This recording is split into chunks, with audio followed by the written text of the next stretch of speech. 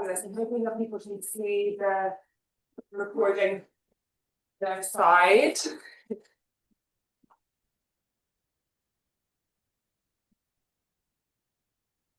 Okay, Chloe, you can hear us okay? Yeah, fabulous. Thanks so much for everyone for joining this Spectrum book club. This is our last book club before we break for the year, but we have really fantastic plans that Isabel's leading on to transform this book club into an intersectional book club across the different staff networks. So keep an eye on our wonderful newsletter that's authored by Andrew for future updates. I'm really delighted that we're joined here by Chloe Michelle Howarth today to discuss her latest book, Heap Earth Upon It, but also Sunburn. But before we start, I'd also say that our jobs start now. We do have 3 signed copies of Heap Earth Upon It to give away. And we would really, really welcome your questions. The session plan will have about 35 minutes of questions from me to Chloe, and then we're going to open it up to your burning questions as well. And please help yourself to lots of lovely bookmarks that are made by our fabulous events officer, Ellie Finley. So we're going to make a formal start, and Chloe, if you make your just cúpla focal ará scoilgeacht.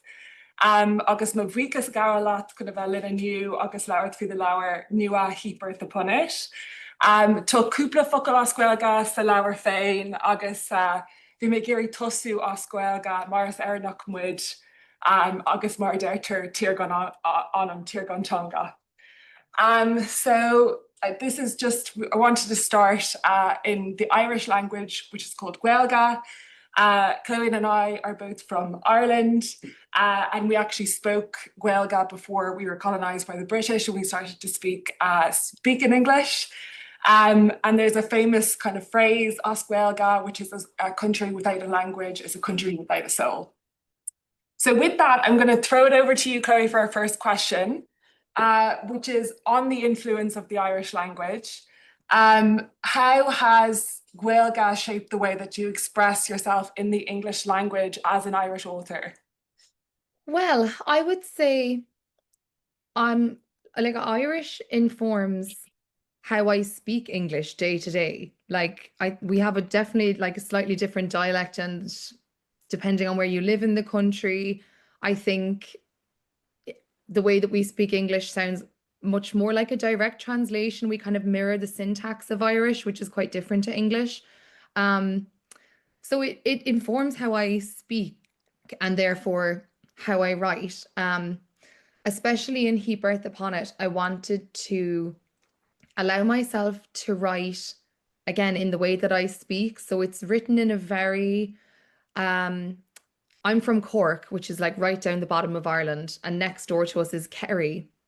And it's written in that type of dialect, very, very rural, that mirrors the Irish language a lot. I think it's something that when you're reading it, if you're not Irish, you'll hopefully get into the flow of it quite quickly.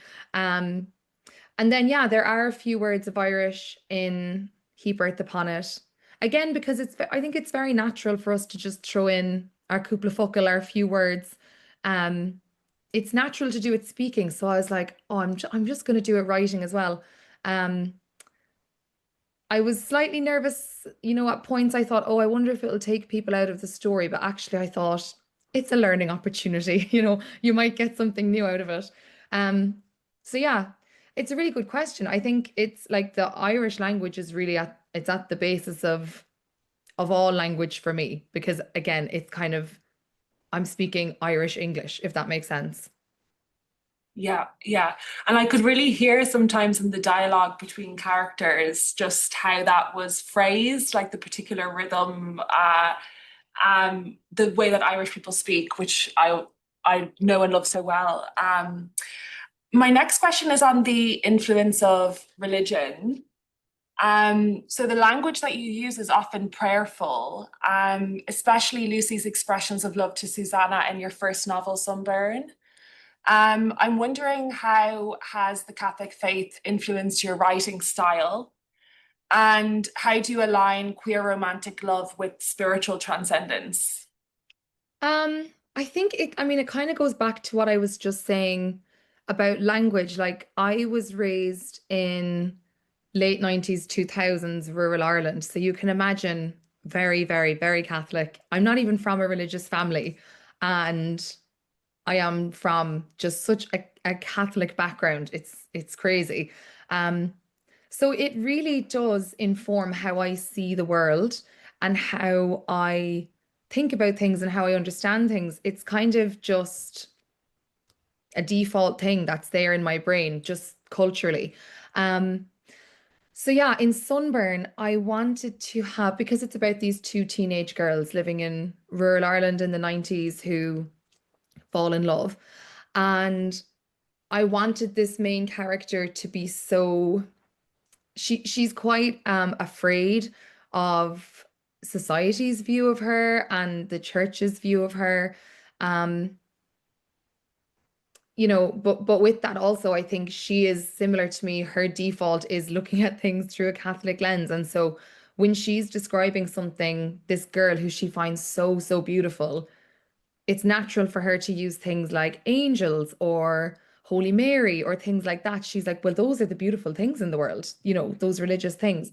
And similarly, it's those religious things that are very, very scary to her as well. So there's lots of mentions of the devil and of hell and everything. And then the second part of your question, I thought it was beautifully phrased, queer love and religious transcendence. I mean, I think the queer experience is transcendent, and I think it can feel like that euphoric religious experience if you're in the right circle, if you've got the right people around you supporting you and you're allowed to fully express your queerness.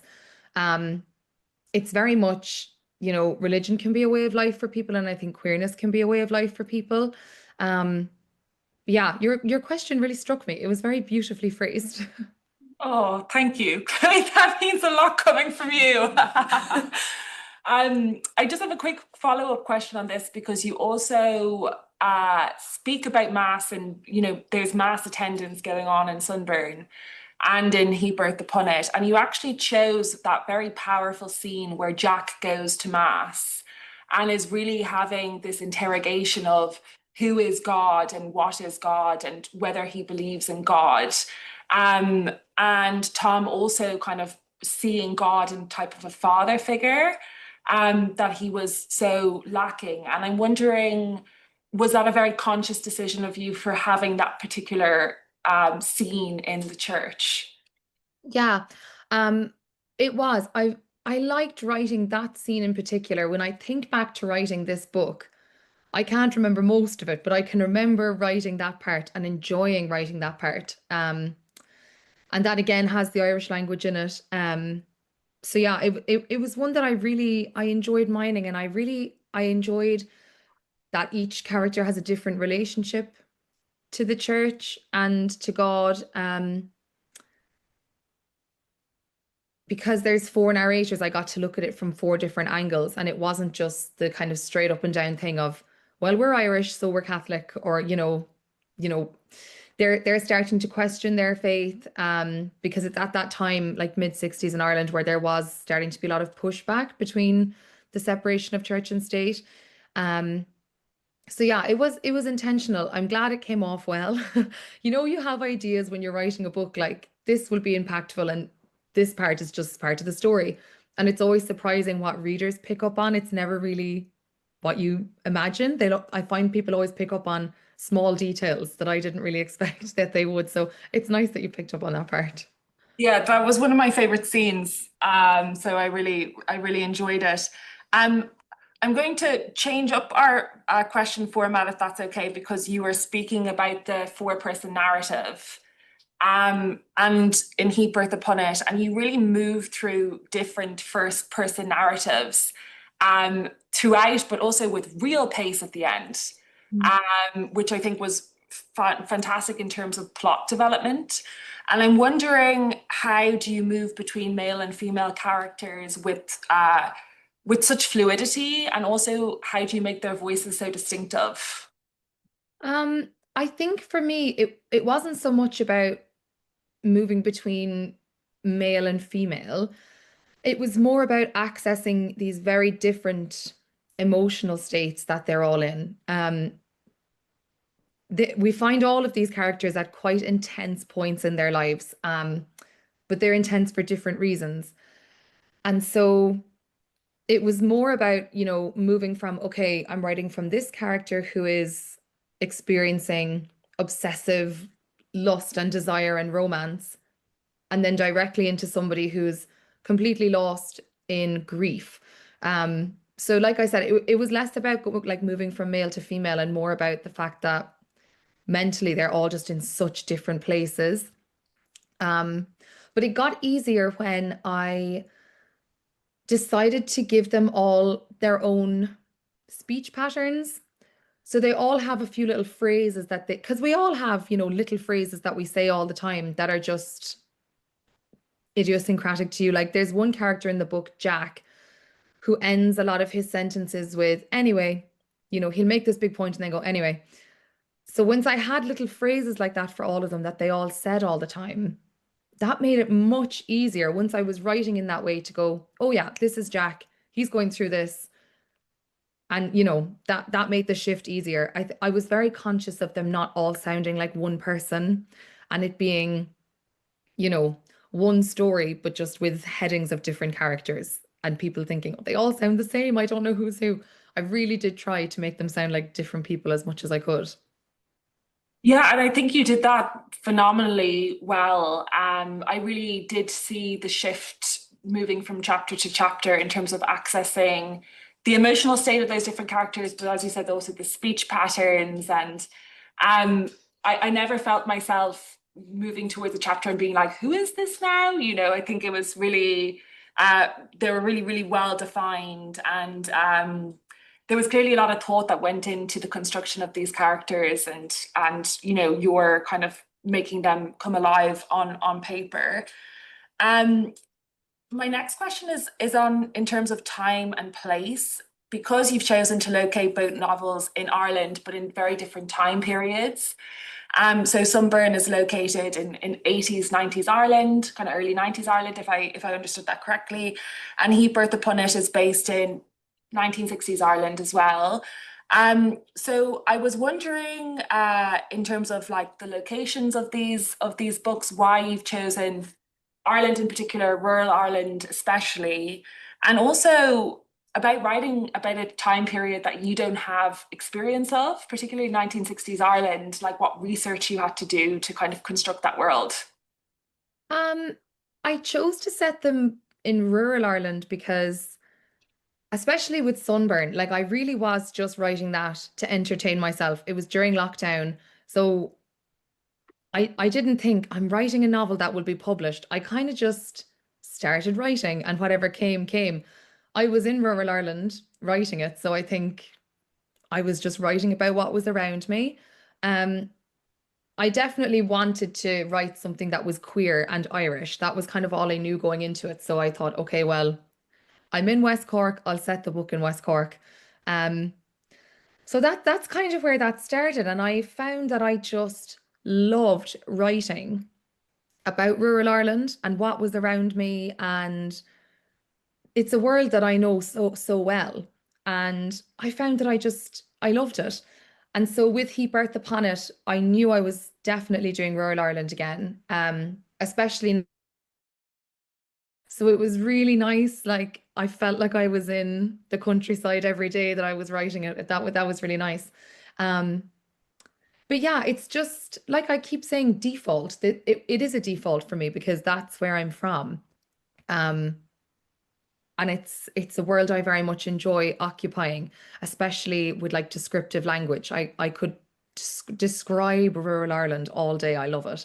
Um, and then in terms of like researching the 60s, because you're right, I wasn't there. I was born in 96. It was, oh, do you know, like it was really hard finding first-hand accounts of queer people who had lived in rural Ireland at that time, especially lesbians. I found it very difficult because that's the attitude, isn't it? We didn't talk about it.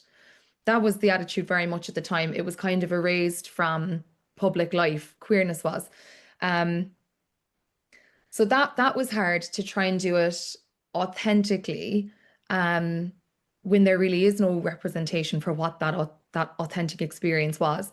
Um, I found myself on the RTE archive an awful lot, which is the RTE, for anyone there who's not Irish, it's our national broadcaster, and they have a fantastic resource on their website, um, with loads and loads of clips from radio and television since they started broadcasting. So there was so much footage from the 60s just there for me. I was able to watch what people would have been watching on telly and see what was on the news and what was on the radio. And they used to do an awful lot of interviewing people in the street. So they'd be in Dublin or in Cork City, let's say, and they'd stop people in the street and say, what do you think of seatbelts in cars? Should we bother? Is it important? And it was so fascinating to see people's, not only their reaction to that and what they thought of these current events, but also little things like what were they wearing? What were the children wearing? Were they smoking on camera? Were they, holding shopping bags? All these little things. So once I found that resource, I was like, phew, okay, I'll be able to construct a convincing village in the 60s now because I had such a slice of life there. Without that, I probably would have been lost. It was very, very helpful. Yeah, and it's funny that you say that because you wrote that into Heap Earth Upon It. There is a scene where they're narrating that somebody was stopped in kind of, I think, Dublin shopping, Christmas shopping, and asked, I think, if she would mind if her husband smoked, if I recall it correctly. And the shame of it, the shame of it, could you be like caught dead doing that kind of thing? So I find that really, it's interesting that you kind of drew on that research to kind of create that piece. And that leads me really nicely into my next question, which is on shame. I obviously read these both in paper copies. I kind of would have loved an online copy because I wanted to control F for the word embarrassed. I don't think I've ever read something that the word embarrassed comes up with such frequency. And I was wondering, considering that embarrassment is deeply rooted in feelings of shame, why is this such a recurrent and prevalent theme in both of your novels? Well, I hate to admit it, I do think we have a real culture of shame in Ireland, especially, in the 60s and in the 90s. Obviously, things are progressing now. But it's just drilled into you, isn't it? Like, don't be too pleased with yourself. You don't want anyone to think you have notions, that you think that you think you're great. I think it's like this base level that we can operate on, and it's easy to let yourself fall into that. Um, I'm trying to move away from it, but I very much was nervous of having notions for years. But now I'm like, oh, actually, it doesn't matter. It doesn't matter. Um, but yeah, it's a very Irish thing. I think probably because of the influence of religion. I mean, you are just constantly aware of your sinning and that you're, the guilt and needing to confess and everything like that. Like that was such a part of the culture. This kind of God who is like surveillance all the time. It's easy to feel like every little thing I do could be shameful. Um, so yeah, I think it's not the nicest part of Irish culture, but I think it's definitely something that is there. Um, and then also when you add the queer element to it, of course, that's another layer of shame. There is such shame with the queer experience. Again, I think more so 1960s, 1990s. Um, I think we are definitely moving away from that. But when you combine those two things, queer stories told in Ireland, it's unavoidable. Um, I don't like it, but it has to be there if you want some authenticity. Yeah, no, I would totally agree, and I just think you captured it really wonderfully. However, much we are kind of ashamed of our own shame, ashamed of our Irish shame. Um, so in terms of Irish history, I was really, really moved by the telling of not one, but two pregnancies that occurred outside of wedlock in Heap Earth Upon It. I think you detailed the fallout from those really wonderfully, and it was also quite central to plot longer term. So my grandmother also became pregnant outside of wedlock in 1960s Ireland, was forced by her family into a mother and baby home, gave birth to my mother, who was then forced by the nuns in the mother and baby home to be put up for adoption. And so this really hit frighteningly close to home for me. I was really interested, why is this a really important piece of Irish history to include? I'm sorry to hear that. I think the thing is, it is inescapable. Um, I don't know anyone who hasn't had somebody in their life affected by mother and baby homes, whether it be a direct family member, a neighbor, a family friend. We all know someone who has lived through that in the very recent past. We're not talking 200-300 years ago. This happened in like our parents' lifetime, our grandparents' lifetime. Um, and so I think, yeah, it's inescapable. It's horrific, but I really wanted to look at life for Irish women at that time and what was expected of them and, what their place was societally. And I thought, actually, you can't avoid it in a story with so many women and with the theme of motherhood coming up so much. Um, it's unavoidable and unavoidable. I wanted to touch on both how some of the characters are kind of blasé about it because it was a commonplace thing. It happened a lot. And yet the trauma of it, because it's such a traumatic thing to happen and the generational trauma that comes from it. I wanted to show both sides where I could. Um, I was very cautious with it because, like I said, I don't know anyone who hasn't had some contact with that. Um, and so you want to try and do things sensitively, but also do them realistically, which is kind of it's a hard line to walk. But yeah, I think it had to be there. Ultimately, I had to include it.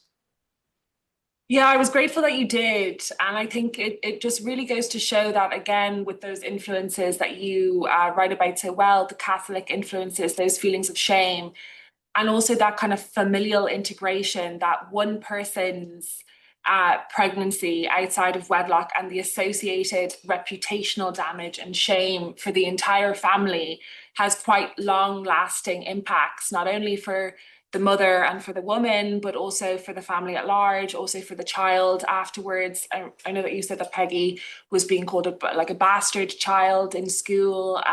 So you can see, I think, that the tracking of the generational trauma just kind of unfolding in just a very, very nuanced way. So I really appreciated that. Um, I'd also like to ask you about queer love. Obviously, we're an LGBTQI plus staff network, so this is, I will say, central to our ethos. But both books narrate queer love, which sometimes verges on the obsessive. And I'm just interested in what your decision-making process behind depicting queer love in this way was. Well, it's funny, really. I think with Sunburn, yes, it is a queer love story, but also it's an adolescent love story. And Lucy, the protagonist, certainly does veer into obsession with how she feels about Susanna. Absolutely, she does. Um, but I think that is that kind of common for first love, like Yeah. queer, straight, whatever. We're all a bit mad when we're teenagers and you have your first big crush. Like it's such a dramatic time and it's so easy to fall for someone so hard. So really I was just trying to celebrate the ups and downs of your first love. And yes, it definitely does veer into obsession. Um in Sunburn. With Heap Earth Upon It, I wanted to start from the point of obsession and see what that would veer into. Um, so yeah, it's funny. It's not like I said to myself, okay, I want to portray queer love from the point of obsession. It just seems to be where these two books have gone. Um, I don't think I'll do it again. I don't know how I would do it again in a fresh way. Um, but yeah, I think it's more about like the context of the story that allows these loves to become obsessive. Um, so yeah, I want to make it clear I don't think that we're all obsessed. Normal. Um, uh, I'm yes, I'm reminded of our previous book club where it was like a sapphic love story, but they were both cannibals, and I'm reminded of Isabel said, "I will support women's rights and women's wrongs" when we came to the topic of queer love and representation. So we're very supportive of any portrayals of it. So I'm heading into the last two questions. So I'm just giving the group a two-question red alert, and then we're going to be coming to you. So start to think of them and finalize them now. But my next question is on modernity. And as both novels are set in a pre-internet, pre-phone time, particularly in Sunburn, Lucy and Susanna communicate through letters. And in Heap Earth Upon It, a really deep family secret drives the family to reestablish themselves in a new area. But perhaps they're also able to do so because there's no internet footprint or anything that kind of like follows them to be able to trace them back to where they were before. I'm wondering, was that intentional, and how do you think these books would have changed in a modern day world where the characters would have to contend with the internet and also social media? It's a good question. I don't think either of these stories would work with social media, phones, the internet. The stories wouldn't really, I think, have room to breathe and to evolve, especially Sunburn. If that had taken place 10, 15 years later, I think it would have been a very different story. Probably would have been a lot easier for the queer characters because they would have been able to find online community, and I think the secrecy of their relationship probably would have been a lot smoother for them. However, I think it would have killed the romance for me. I loved writing the love letters in that book, and I just couldn't imagine a world that people would text each other like that. So it kind of had to be at that particular point in time. Um, Heap Earth Upon It, it wouldn't work in the modern day. I don't want to spoil it for anyone who hasn't read it, but I think there's an awful lot of secrecy in this book, and I think a lot of the secrets would have been found out in the first couple of pages if these people had had social media and if they were able to text things to each other. Um, yeah, I'm interested to try writing something, maybe set in the last 20 years where everyone has much more access to the internet. And I'd be interested to see, how social media would take a role in that. Um, Maybe next time. It's not something I've done yet, but maybe next time. Are you telling us you're already starting on your next book? Well, it's really funny, like He Birth Upon It is out now and I'm doing all these lovely chats about it, but I stopped writing that book well over a year ago. So mentally, I'm in another place altogether. I'm working on something very different. Um, so yeah, I mean, like a year has passed since I stopped writing it, so I couldn't have not written anything else in a year. I've got loads of pages, but it's just what I'm going to do with them. Yeah. Well, we look forward to see what you do next. We're all big fans of Sunburn here to begin with, and I just absolutely loved Heap Earth Upon It. We're coming to a final question before we open it up to our audience. And it's about gossip. And both Sunburn and Heap Earth Upon It, they really shed light on the ways in which groups entertain gossip as a way of fact-finding, but also as a way to spread rumors. And so I thought at various stages, gossip is used both as a tool for social acceptance, like coordinating norms, but also of breaking from conformity and maybe breaking those norms. I was really wondering, what is your fascination with gossip and the way it can reinforce and dispel those societal norms? Um, well, I love gossip and I love gossip. Who doesn't? It's my favorite thing ever is to like get a glass of wine with the girls and have a big goss. I love it. I think that maybe is why it crops up in my work so much. Um, but also again, I think it goes back to this kind of notion of the secrecy and the shame and these people in these small villages being so keen to keep their own business to themselves and the Mm. fear, oh God forbid anyone's talking about me. And yet they are very happy to engage talking about other people. I think it's just, I guess it's what we're like as humans, isn't it? Um, and I do think it is, I think it's true to life that we do use the gossip is kind of thought of as the truth, isn't it? Like you said, it is fact finding. Um, And so, yeah, I think I don't necessarily know if I was able to use it well enough to have people, moving away from societal norms. I think I'm reinforcing a norm that gossip is one of the main ways that we communicate with each other, especially in small spaces. I was thinking about this recently, like gossip in small towns, but then also it's the same thing as, gossip in the workplace. Like it's not necessarily a small town, but it's a community, isn't it? And I think, yeah, gossip is found everywhere and I love it. It's my favorite thing. If anyone has any gossip, you can message me afterwards. Amazing, amazing, amazing. Thank you. Thank you so much for all of your answers so far. We're going to open it up. Would anyone like to lead us with our first question? Rachel, go for it. Thank you. I really loved the book. Thank you very much. It made me feel as though I would really like to read the prequel. And so my question is about your writing process and how much time do you spend in that, scene setting for yourself with what happened before the book, the part of the story that you share in the book commences?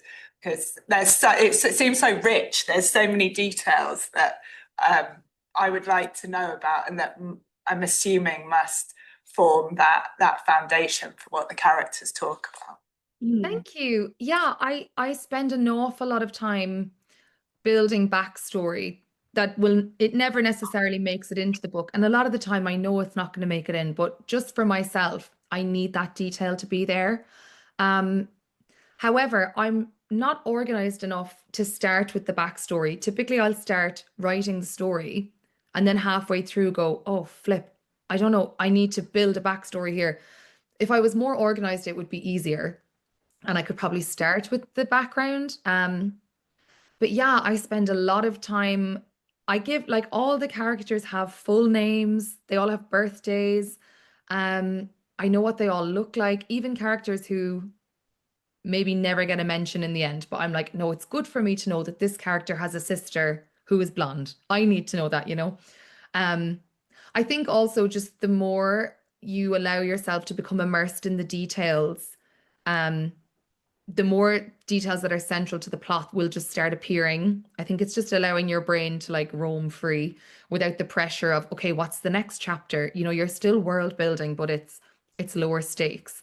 Um, so yeah, I don't necessarily know if I could do a prequel, but I could certainly publish like a large family tree. That would be very detailed. Thank you. You. Wonderful question. Yes, go for it. Hi, thank you so much. So I read Sunburn and I was literally gobsmacked because I couldn't believe this was your debut novel, because the prose is just absolutely incredible. I think it was the first time I ever wanted to annotate a nonfiction book and just underline all the pretty sentences and everything that made me go, oh my God, that's like so beautifully written and everything. Who influenced you as a writer? Like, I mean, is this like sheer talent? Did you do some research? Like, who shaped you as a writer? Because I think it's quite astonishing, like having produced Sunburn as your debut novel. Thank you. That's very kind. It's funny, like if I hadn't released Sunburn when I did, I don't think I'd ever write it now because I think now I look back and I think, oh, that is so indulgent. It needs to be refined. I think maybe it's too much now. But at the time, I certainly enjoyed allowing myself to just put every word I could think of on the page. It's very wordy. My influences, especially around that time, Jeffrey Eugenides, I love. The Virgin Suicides is one of my favorite books. And the way that he writes, I think it's so cool. And he was the first author I read where I was like, oh, books can be cool. They don't just have to be, um, thought-provoking, clever things. They can also just be cool. There was just something about his writing that I was really, really impressed with across all of his books, but The Virgin Suicides in particular is just like, it's the perfect book to me. Also, I really love Nabokov's writing, and his prose is fantastic.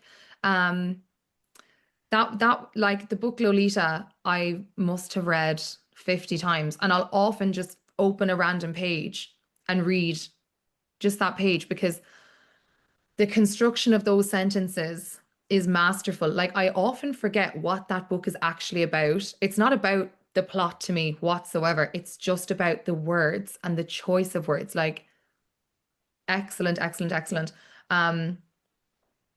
Yeah, I guess those were like my two when I started to write. They were the two people who I was like, I'm gonna try and copy them basically.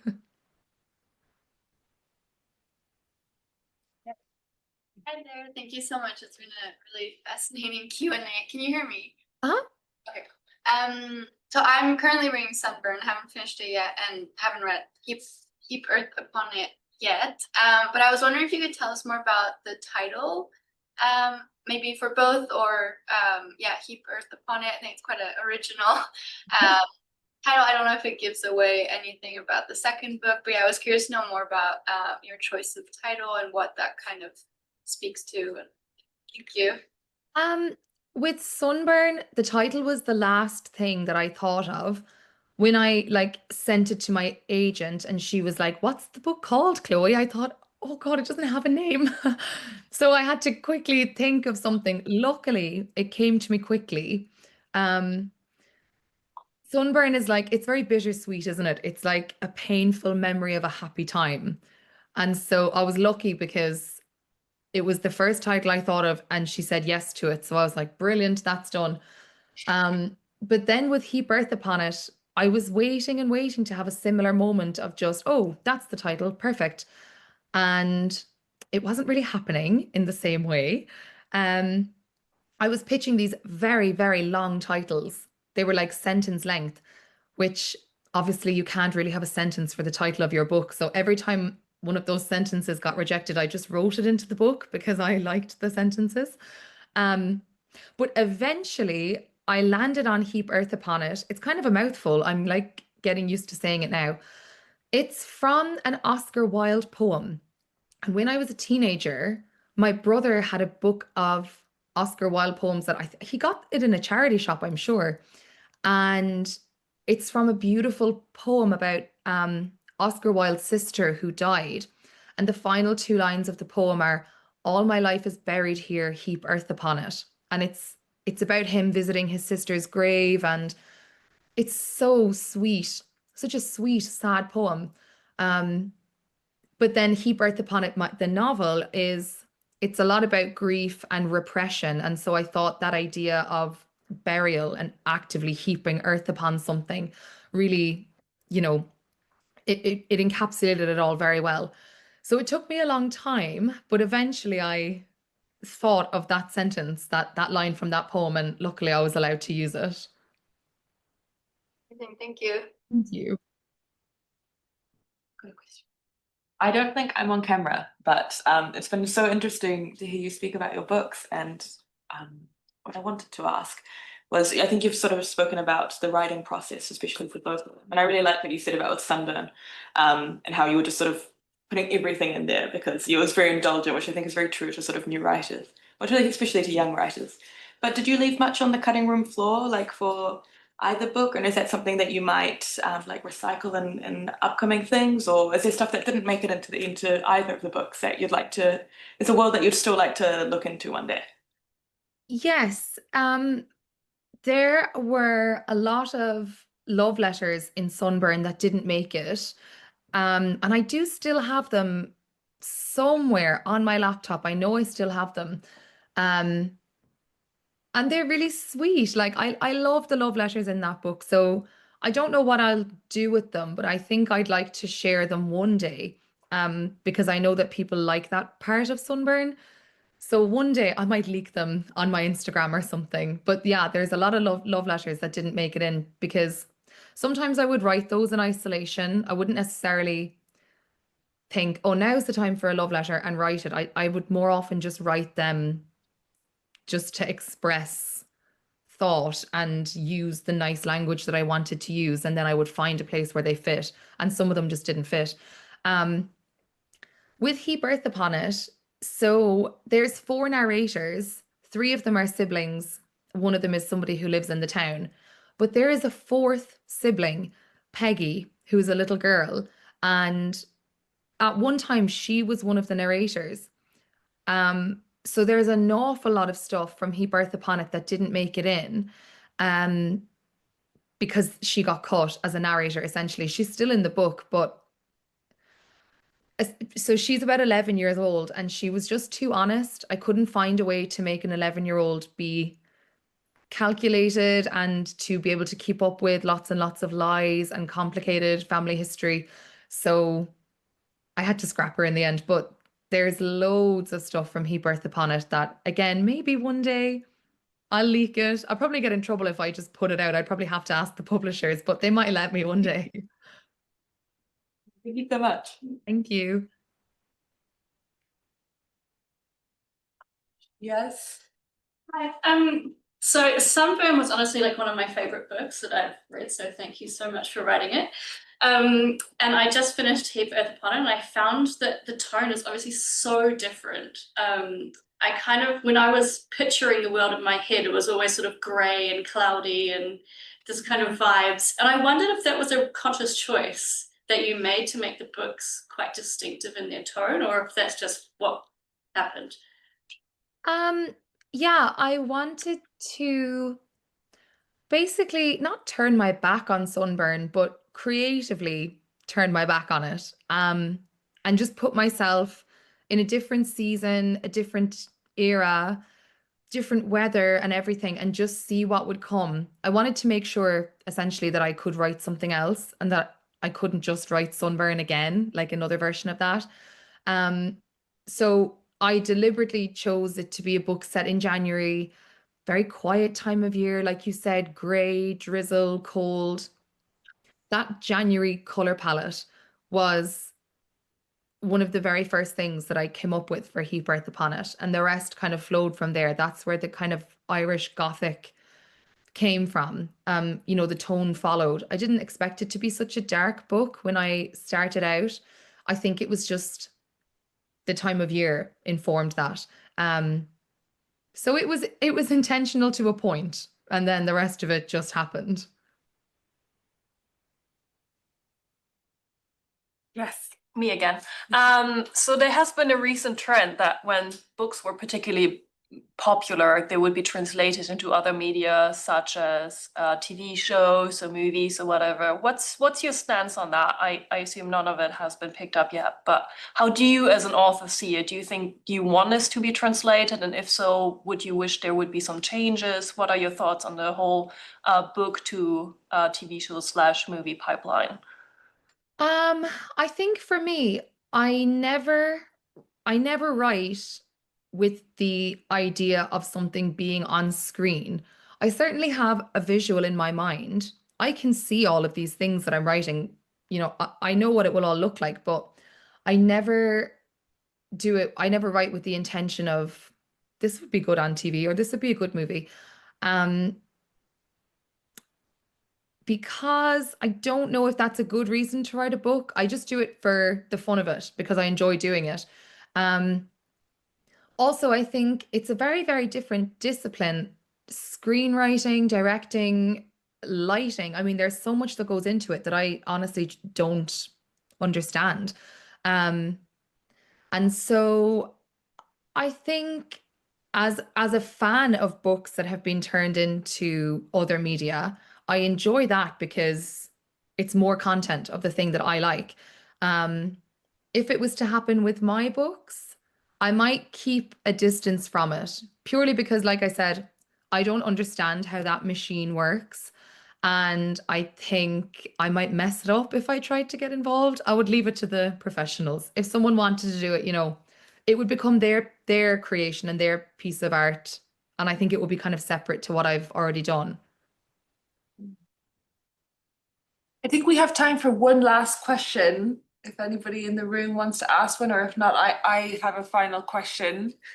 About confession. And just to bring it back to Heap Earth Upon It, at various stages in this book, the characters are really compelled to confess. And I'm asking you, Chloe, do you have any confessions as a writer that you want to confess to us? I would like to confess that I waste my own time because I am so disorganized. And the hours I have spent going back over things that just there's no continuity at all because I write things without planning. And it makes me feel sometimes like such an idiot. I'm like, what am I doing? I don't even know what I'm writing on the page myself. So that's my confession. I don't think I'm actually organized enough to be doing this. I mean, regardless of what's going on behind the scenes, you have created just two really, really wonderful, wonderful books. And I think you can just tell everyone here we've either read Sunburn or Heap Earth Upon It or both. And we're just so grateful for your time to be with us today to discuss it. We are going to do a very quick raffle draw. So I'm going to hand it over to Isabel to share who has won our 3 books. Yes, so we thought, thank you so much, Chloe. We thought the least we could do is promote your book even further. So we allocated some funding and were able to get 3 hardbacks of Heap Earth Upon It. I'm really, really happy about it to give those away. I assume everybody online also wants a book because I added you to a little spinny wheel. There you are, amazing. So last time it was great fun. People were really excited. So Chloe, you can just grasp the excitement in the room, I hope. So let's spin the wheel for the first person to get its copy.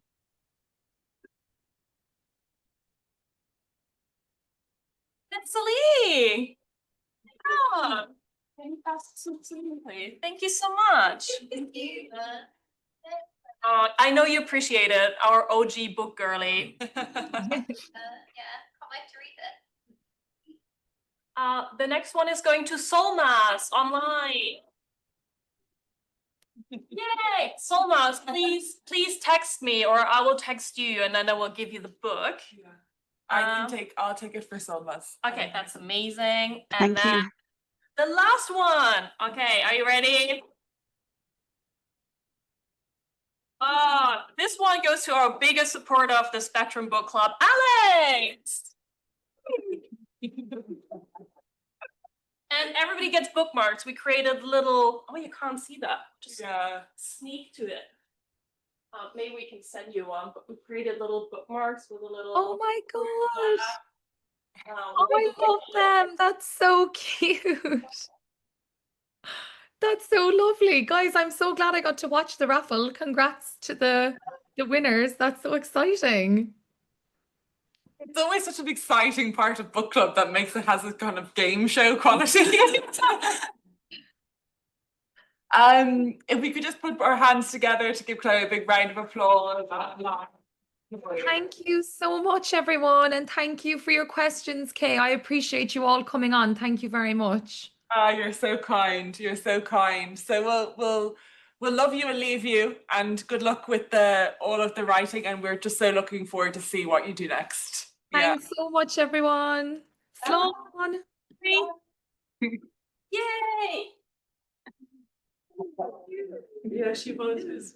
Like, and she's been seeing someone else with us and went, thank you so much.